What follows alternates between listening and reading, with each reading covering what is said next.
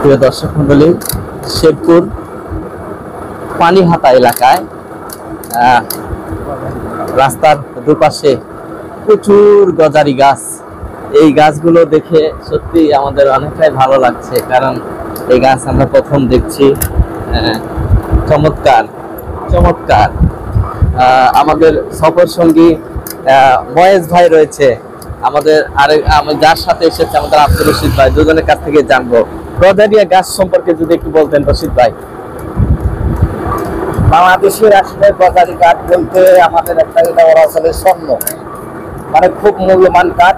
বাংলাদেশের এটাই একমাত্র মূল্যবান কাঠ, তার চাইতে মূল্যবান কাঠ তার গজারি হয় না। আর এটা সম্পূর্ণ সরকারি ভাবেই হয়, এটা বেসরকারি কোনো বাড়িতে কেউ না দেয় না। এটা দীর্ঘস্থায়ী ভালো কাঠ, এটা সরকারি কাজে ব্যবহার হয়। আর এটা ফরেস্টের থেকেই এটা চাষ করা হয়। মহেশ ভাই, এই বাগান নিয়ে যদি কিছু বলেন, সামনে আর কি কি দেখতে পারবো আমরা?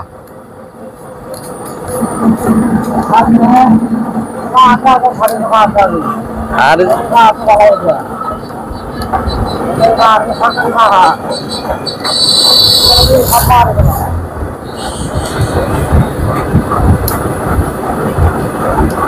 এই এলাকাটা আমাদের কাছে নতুন, তাই আমাদের কাছে অনেক ভালো লাগছে। বিশেষ করে পাহাড়ি অঞ্চলের যে গাছপালা, মানুষের আন্তরিকতা, সবই আমাদের ভালো লাগছে। আমরা অনেকটাই মুগ্ধ। প্রিয় দর্শক, ভিডিওগুলো দেখার জন্য সবসময় সাথে থাকবেন, আরো ভিডিও তুলে ধরবো আপনাদের সামনে। সম্মানিত দর্শক মন্ডলী, আমরা শেরপুর সড়ক বিভাগ থেকে চলে যাচ্ছি আমরা ময়মনসিংহ সড়ক বিভাগে। আমরা ময়মনসিংহ জেলার মধ্যে প্রবেশ করলাম মাত্র। এখানে সাইনবোর্ড রয়েছে স্বাগত ময়মনসিংহ। প্রিয় দর্শক মন্ডলী, আমরা ময়মনসিংহ জেলার মধ্যে প্রবেশ করেছি। শেরপুর জেলাটাও যেমন অসাধারণ ভালো লেগেছে, তেমনি আমরা একটু ময়মনসিংহ জেলার মধ্যেও প্রবেশ করলাম, দেখবো ময়মনসিংহ জেলাতে কি আছে। ভাইজান, মহেশ ভাই, আমাদেরকে কোথায় নিয়ে যাচ্ছেন? আচ্ছা, ময়মনসিংহ জেলা নিয়ে কিছু বলুন। এখানে হ্যাঁ,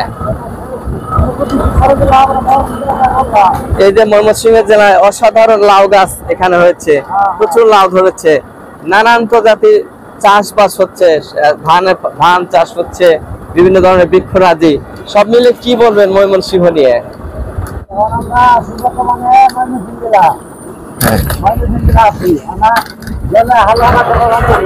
হালুয়া ঘাট কত দূরে? প্রিয় দর্শক, আমরা ময়মনসিংহে হালুয়া ঘাট দেখবো। ময়মনসিংহ জেলায় প্রবেশ করে কিন্তু দেখতে পাচ্ছি প্রচুর ফসলাদি, তারা ধান চাষ করছে। তুলনামূলকভাবে শেরপুরের চেয়ে এদিকে পাহাড় কম মনে হচ্ছে, তবে কৃষিকাজই কিন্তু এই অঞ্চলে মানুষের প্রধান পেশা আমাদের মনে হচ্ছে। দর্শক, এই যে কিছু গাছও রয়েছে, প্রচুর গাছও রয়েছে।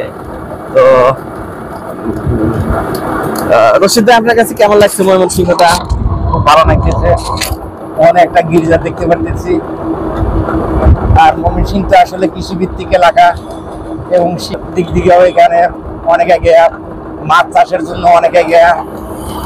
মাছ, কৃষি সব মিলেই ময়মনসিংহ এলাকা খুব ভালো এলাকা। ধান পাট সব কিছুই ময়মনসিংহের জন্য ভালো। আর ময়মনসিংহের পাঙ্গাস তো নাম করা একটা মাছ, ওই এটা বাংলাদেশের বৃহত্তর ময়মনসিংহেই হলো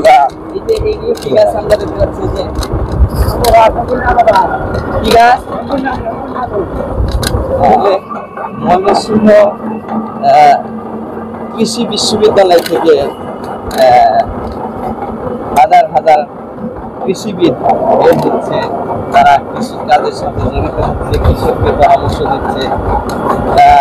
যার কারণে হয়তো ময়মনসিংহ এলাকাটা এত কৃষিতে উন্নত। আমরা আরো সামনে যাচ্ছি এবং এই যে দেখতে পাচ্ছি এখানে কিন্তু তাদের বাড়ির আঙিনাতেও কৃষি কাজ করছে। তো এই আর আমাদের চোখে যদি যা পরে আপনাদেরকে দেখানোর চেষ্টা করবো। সাথে থাকবেন। প্রিয় দর্শক, আমরা এখান থেকে গাছের ফাঁক দিয়ে পাহাড় দেখতে পাচ্ছি, অসাধারণ ভালো লাগছে। আমরা রিকশালা মহেশ ভাইয়ের কাছে একটু জানবো। মহেশ ভাই, ওই যে গাছের আড়াল দিয়ে আমরা কি যেন দেখতে পাচ্ছি, কি সেটা? আচ্ছা, কি পাহাড় এটা? হ্যাঁ হ্যাঁ, ওই যে দেখা যাচ্ছে পাহাড়, না? কালা পাহাড়। ওইগুলো কি ইন্ডিয়া সীমান্তে, না? আচ্ছা, তো আপনি কি এর আগে রিক্সা নিয়ে এখানে আসছিলেন কখনো? আচ্ছা আচ্ছা, আমরা এই যে আমাদের সফর সঙ্গী আব্দুর রশিদ ভাই পাহাড় দেখে কি বলবেন একটু দর্শকের উদ্দেশ্যে তুলে ধরবেন। ওই যে আমরা ময়মনসিংহ জেলার মধ্যে ঢুকেই ভারতীয় পাহাড় দেখতে পাচ্ছি, কি বলবেন এই বিষয়ে? না, এটা তো বলার কিছু বাদ রাখে না, মানে যে বাংলাদেশ থেকে আমরা ইন্ডিয়ান পাহাড় দেখতেছি, সৌন্দর্য দেখতেছে, মনে হচ্ছে যে আকাশ ছো করতেছে। এটা তো সৌন্দর্য, একটা প্রাকৃতিক সৌন্দর্য, এটা দেখলে কার ভালো না লাগে? কৃষকের হাসি, কৃষকের হাসি। এই যে এখানে মাছ চাষ, এরা মনে হয় কই মাছের ঘের। মহেশ ভাই, এই যে এতগুলো লাউ আমরা দেখতে পেলাম,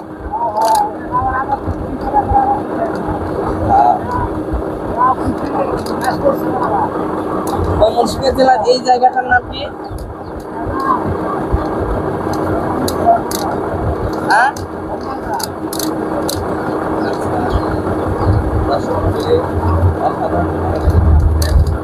এই কৃষি প্রধান ময়মনসিংহকে এসে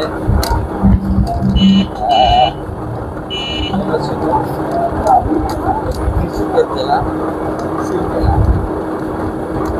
বাংলাদেশে।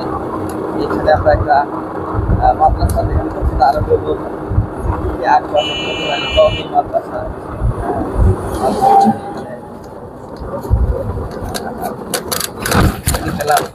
ওই একটা শিশু হয়তো মাদ্রাসায় পড়ে। আমরা আরেকটু সামনে যাবো, এখানে দেখতে পাচ্ছি যেখানে চায়ের দোকান, সেখানেই এলাকাবাসীর অনেক আর সবচেয়ে ভালো লেগেছে অসংখ্য লাউ কিন্তু এই ময়মনসিংহ জেলাতে চাষ হচ্ছে।